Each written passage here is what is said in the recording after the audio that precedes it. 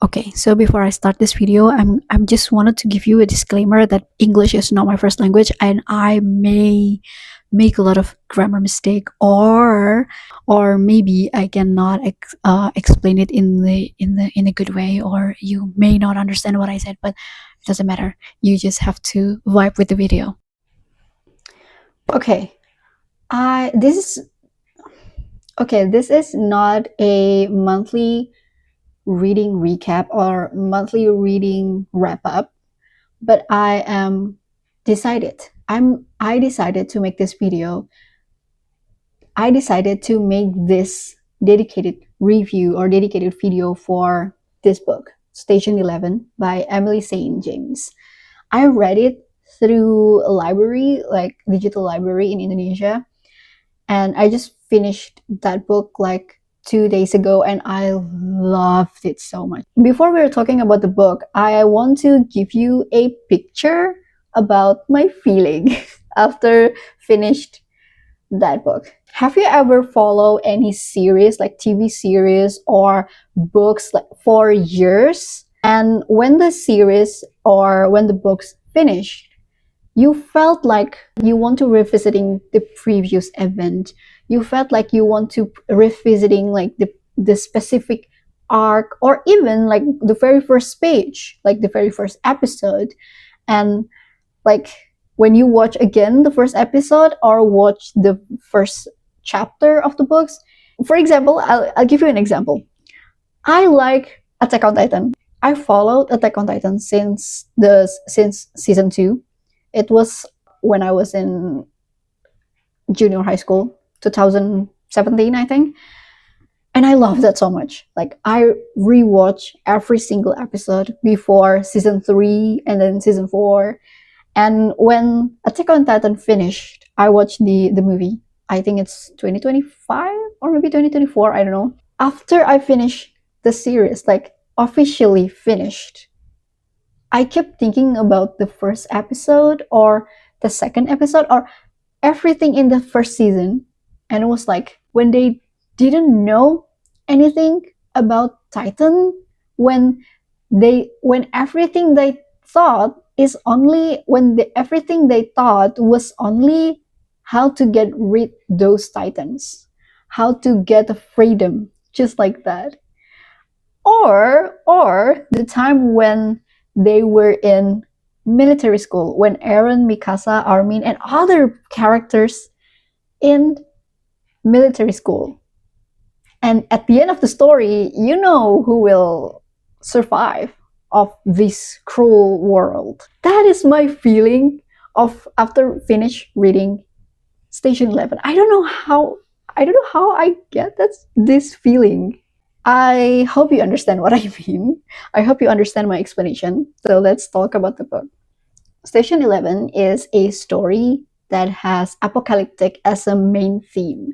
But actually, this is not, but for me, when I read at least for like 50% of the book, I realized that apocalyptic is just a tool. Like, it's just a tool to connect every single character on this book. The main synopsis about this book is a group of theatrical people named Traveling Symphony. They are going from one place to another place in the after pandemic era. It's like 25 years after pandemic happened. They are performing Shakespeare in every place they're visited. They're performing Shakespeare, and only Shakespeare. If you want to know the reason why they're only performing Shakespeare, you can read the book. So the pandemic happened at the night when the legendary actor named Arthur Smith died because of heart attack. Arthur Smith were performing King Lear in I think it's local theater, I don't know, in a theater, and he died because of heart attack. And at the same night, the pandemic happened, and human civilization collapsed. How can it be collapsed? Because the virus at that time is really fast. That makes the doctor, the nurse, they cannot handle it because how fast the virus spread.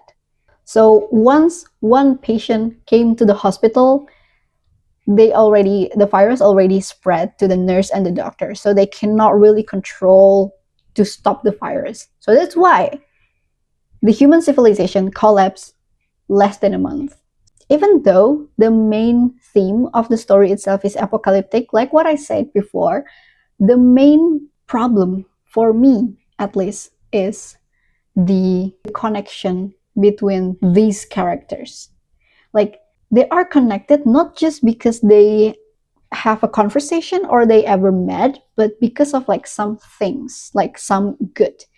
There's these things that created by this person, and these things is offered to her, let's say her husband or her late husband, and her late husband giving it to the kids, and the kids will accidentally arrive to someone that actually unknown, but this unknown person was actually having a relationship with this other person. So this book is actually like talking about human relationship, but through this character, with pandemic as a tool to finally resolve what is actually happened. This book is also talking about every single decision of your life. Like, are you going to regret your decision, or you're going to live with that? Like, okay, I'm really happy of this decision. Whatever it leads me, whatever my decision leads me, it is going to be worse or it's going to be bad. I'm going to love it. I'm going to like it. I'm going to take responsibility of it. But there's also someone like, I hate every single decision that I made in my life. But could you just say that? In the other hand, your decision could be a good thing to other people. So that's why. So that's what I mean as a human relationship, but through this. And also, when we're talking about pandemic in this story, the reason why I said that the apocalyptic is not actually the main theme and it's just a tools for this character's relationship, it is because you will not find any single government take responsibility for this virus spread. You will never heard any single government take any like regulation to manage this problem. It would be make sense since the very first day of the virus spread, we got an explanation that the virus itself is too fast. Even the people in medic cannot really control that, and they got a virus itself. So it's why the human just collapsed. That's it. And also, I really like how they are actually using a theater as a part of the story, because the book itself, it starts with theater and ends with theater too. So that is why. Okay, that's it. Okay, I think that's it. That is the thing that I want to talk about this book. I just want to say that I like it. I like it because it's giving me a nostalgic feeling after finish reading that. And yeah, see you at the end of the month.